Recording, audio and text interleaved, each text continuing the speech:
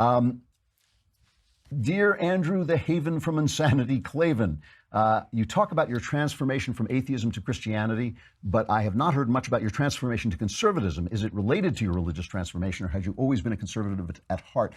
No, it's not related, weirdly enough. They two happened kind of at the same time. Really, really not. I shouldn't say that. They didn't happen at the same time.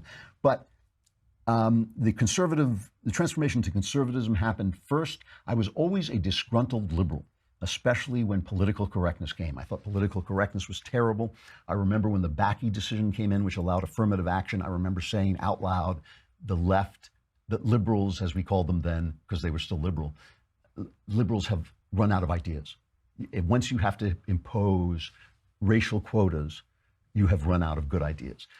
But what really changed things was the lies they told about Ronald Reagan, because when Ronald Reagan became president, he was a warmonger, he was an idiot. It was just like with Trump. He was a fool, he was a movie actor, didn't know what he was doing, he was just playing a part, all this stuff.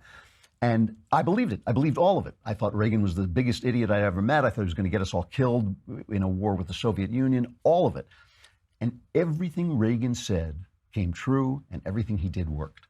Everything. So the economy took off, and there was, it's going to be a disaster. The economy took off for the next 25 years. And they try to give Clinton credit. Nah, it was Reagan.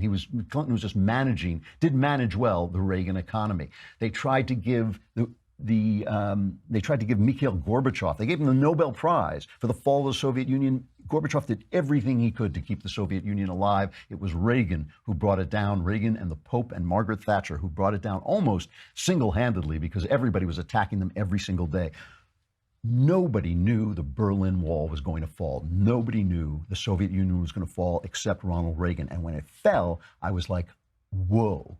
And it really had an effect on me. I thought he was the only person who said it was going to happen. Maybe he's not an idiot. Maybe he's not a cowboy. Maybe he's not a movie actor. And that was the slow beginning. I was living in England when I started to make this turn. So it wasn't until I got back, because I was completely out of American politics. It wasn't until I got back and started listening to Rush and reading the National Review. They had a great column then called the Corner, where everyone would go and just chat. I used to call them my imaginary friends. And I thought, these are the guys who are speaking the things that I'm thinking. And so maybe I'm a conservative, which was shocking to me, because my father had told me that conservatives were Nazis.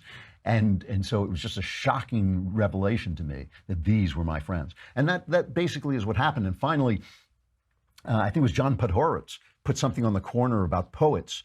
And I finally chimed in because I knew a lot about poetry. And Podhoretz said, oh, I read your book, True Crime or something like this. And we got together and started talking. And I realized that these were the people, these were my homies, and they were actually speaking the truth. And that was how I changed there. I will say that it did connect to my religious transformation only when I realized that I could believe something that far from the way I'd been raised. I realized that may have freed me a little bit to believe in Christianity as well.